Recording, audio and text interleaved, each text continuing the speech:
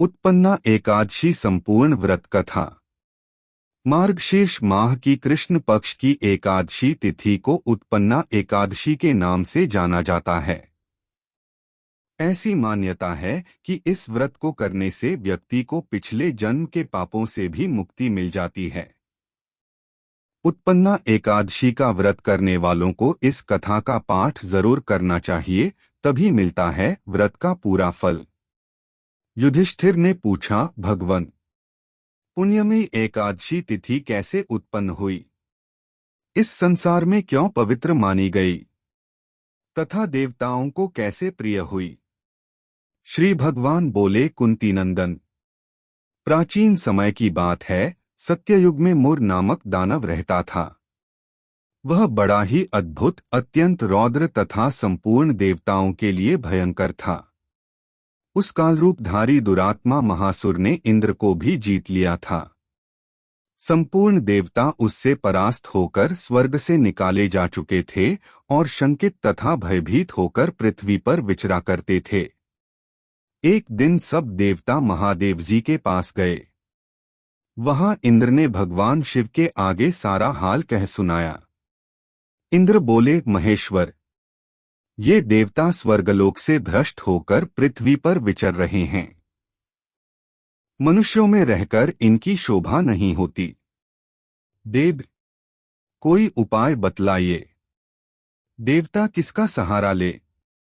महादेव जी ने कहा, देवराज, जहां सबको शरण देने वाले, सबकी रक्षा में तत्पर रहने वाले, जगत के शरण देने वाले, सबकी रक्षाएं तत्पर रहने वाले जगत के स्वामी भगवान गरुड़ध्वज विराजमान है, वहां जाओ। वे तुम लोगों की रक्षा करेंगे।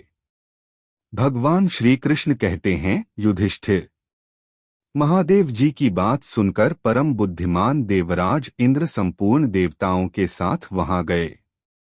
भगवान गदाधर क्षीरसागर के जल में सो रहे थे। उनका दर्शन करके इंद्र ने हाथ जोड़कर स्तुति आरंभ की। इंद्र बोले, देवदेवेश्वर, आपको नमस्कार है। देवता और दानव दोनों ही आपकी वंदना करते हैं। पुंडरीकाक्ष, आप दैत्यों के शत्रु हैं। मधुसूदन, हम लोगों की रक्षा कीजिए। जगन्नाथ, संपूर्ण देवता मुर नामक दानव से भयभीत होकर आपकी शरण में आए हैं। भक्तवत्सल, हमें बचाइए। देवदेवेश्वर, हमें बचाइए। जनार्दन, हमारी रक्षा कीजिए, रक्षा कीजिए। दानवों का विनाश करने वाले कमलनयन, हमारी रक्षा कीजिए। प्रभो, हम सब लोग आपके समीप आए हैं, आपकी ही शरण में आ पड़े हैं। भगवन, शरण में आए हुए देवताओं की सहायता कीजिए। देव, आप ही पति, आप ने ही मति, आप ही कर्ता और आप ही कारण हैं। आप ही सब लोगों की माता और आप ही इस जगत के पिता हैं। भगवन, देवदेवेश्वर, शरणागत वत्सल, देवता भयभीत होकर आपकी शरण में आए हैं। प्रभो, अत्यंत उग्र स्वभाव वाले महाबली मुर नामक दैत्य ने संपूर्ण तुर देवताओं को जीतकर इन्हें स्वर्ग से निकाल दिया है। इंद्र की बात सुनकर भगवान विष्णु बोले, देवराज, वह दानव कैसा है? उसका रूप और बल कैसा है तथा उस दुष्ट के रहने का स्थान कहाँ है? इंद्र बोले, देवेश्वर, पूर्व काल में ब्रह्मा जी के वंश में तालजंघ नामक एक महान असुर उत्पन्न हुआ था, जो अत्यंत भयंकर था। उसका पुत्र मुर दानव के नाम से विख्यात हुआ। वह भी अत्यंत उत्कट, महापराक्रमी और देवताओं के लिए भयंकर है। चंद्रावती नाम से प्रसिद्ध एक नगरी है, उसी में स्थान बनाकर वह निवास करता है। उस दैत्य ने समस्त देवताओं को परास्त करके स्वर्गलोक से बाहर कर दिया है। उसने एक दूसरे ही इंद्र को स्वर्ग के सिंहासन पर बैठाया है। अनेक चंद्रमा, सूर्य, वायु तथा वरुण भी उसने दूसरे ही बनाए हैं। जनार्दन, मैं सभी बात बता रहा हूं। उसने सब कोई दूसरे ही कर लिए हैं। देवताओं को तो उसने प्रत्येक स्थान से वंचित कर दिया है।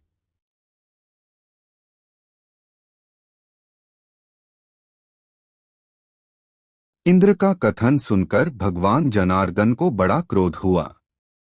वे देवताओं को साथ लेकर चंद्रावतीपुरी में गए। देवता ने देखा दैत्यराज बारंबार गर्जना कर रहा है। उससे परास्त होकर संपूर्ण देवता दसों दिशाओं में भाग गए। अब वह दानव भगवान विष्णु को देखकर बोला, खड़ा रह, खड़ा रह। उसकी ललकार सुनकर भगवान के नेत्र क्रोध से लाल हो गए। वे बोले, अरे दुराचारी दानव, मेरी इन भुजाओं को देख। यह कहकर श्री विष्णु ने अपने दिव्य बाणों से सामने आए हुए दुष्ट दानवों को मारना आरंभ किया। दानव भय से विह्वल हो उठे। पांडुनंदन, तत्पश्चात श्री विष्णु ने दैत्य सेना पर चक्र का प्रहार किया। उससे छिन्न भिन्न होकर सैकड़ों योद्धा मौत के मुख में चले गए। इसके बाद भगवान मधुसूदन बद्रिकाश्रम को चले गए। वहां सिंहावतो नाम की गुफा थी जो 12 योजन लंबी थी। पांडु नंदन, उस गुफा में एक ही दरवाजा था। भगवान विष्णु उसी में सो रहे। दानव मुर भगवान को मार डालने के उद्योग में लगा था। वह उनके पीछे लगा रहा। वहां पहुंचकर उसने भी उसी गुहा में प्रवेश किया। वहां भगवान को सोते देख उसे बड़ा हर्ष हुआ। उसने सोचा, यह दानवां का भय देने वाला देवता है।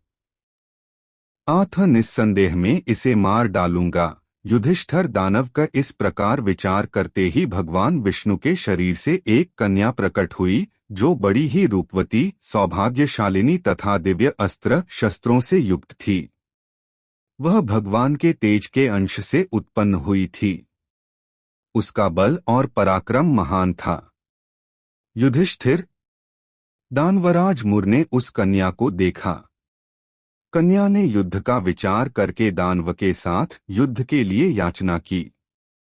युद्ध छिड़ गया। कन्या सब प्रकार की युद्धकला में निपुण थी। वह मुर नामक महान असुर उसके हुंकार मात्र से राख का ढेर हो गया। दानव के मारे जाने पर भगवान जाग उठे। उन्होंने दानव को धरती पर पड़ा देख पूछा, मेरा यह शत्रु अत्यंत उम्र और भयंकर था, किसने इसका वध किया है? कन्या बोली, स्वामिन, आपके ही प्रसाद से मैंने इस महादैत्य का वध किया है। श्री भगवान ने कहा, कल्याणी, तुम्हारे इस कर्म से तीनों लोकोक्त मुनि और देवता आनंदित हुए हैं। आथ तुम्हारे मन में जैसी रुचि हो उसके अनुसार मुझसे कोई वर मांगो। देवदुर्लभ होने पर भी वह वर मैं तुम्हें दूंगा, इसमें तनिक भी संदेह नहीं है। वह कन्या साक्षात एकादशी ही थी। उसने कहा, प्रभो, यदि आप प्रसन्न हैं तो मैं आपकी कृपा से सब तीर्थों में प्रधान, समस्त विभ्रों का नाश करने वाली तथा सब प्रकार की सिद्धि देने वाली देवी हो। जनार्दन, जो लोग आप में भक्ति रखते हुए मेरे दिन को उपवास करेंगे उन्हें सब प्रकार की सिद्धि प्राप्त हो। माधव, जो लोग उपवास, नक्त अथवा एक भुक्त करके मेरे व्रत का पालन फिर करें उन्हें आप धन, धर्म और मोक्ष प्रदान कीजिए। श्री विष्णु बोले, कल्याणी, तुम जो कुछ कहती हो वह सब पूर्ण होगा। भगवान श्री कृष्ण कहते हैं, युधिष्ठिर, ऐसा वर पाकर महाव्रता एकादशी बहुत प्रसन्न हुई। दोनों पक्षों की एकादशी समान रूप से कल्याण करने वाली है। इसमें शुक्ल और कृष्ण का भेद नहीं करना चाहिए। यदि उद्यकाल में थोड़ी सी एकादशी, मध्य में पूरी द्वादशी और अंत में किंचित त्रयोदशी हो तो वह त्रिस्पृशा एकादशी कहलाती है। वह भगवान को बहुत ही प्रिय है। यदि एक त्रिस्पृशा एकादशी को उपवास कर लिया जाए तो 1 सहस्त्र एकादशी व्रतों का फल प्राप्त होता है तथा इसी प्रकार द्वादशी में पारण करने पर सहस्त्रगुना फल माना गया है। अष्टमी, एकादशी, षष्ठी, तृतीया और चतुर्दशी ये यदि पूर्व तिथि से विद्ध हों तो उनमें व्रत नहीं करना चाहिए। परवर्तिनी तिथि से युक्त होने पर ही इनमें उपवास का विधान है। पहले दिन में और रात में भी एकादशी हो तथा दूसरे दिन केवल प्रातःकाल एक दंड एकादशी रहे तो पहली तिथि का परित्याग करके दूसरे दिन की द्वादशीयुक्त एकादशी को ही उपवास करना चाहिए। यह विधि मैंने दोनों पक्षों की एकादशी के लिए बताई है। जो मनुष्य एकादशी को उपवास करता है वह वैकुंठ धाम में, जहाँ साक्षात भगवान गरुड़ध्वज विराजमान हैं, जाता है। जो मानव हर समय एकादशी के महात्म्य का पाठ करता है उसे सहस्त्र गोदानों के पुण्य का फल प्राप्त होता है। जो दिन या रात में भक्तिपूर्वक इस महात्म्य का श्रवण करते हैं वे निस्संदेह ब्रह्महत्या आदि पापों से मुक्त हो जाते हैं। एकादशी के समान पापनाशक व्रत दूसरा कोई नहीं है। दैनिक राशिफल या आध्यात्मिक विचार, वास्तु ज्ञान और कुंडली का सार हर अपडेट के लिए जुड़िए हमारे व्हाट्सएप चैनल से।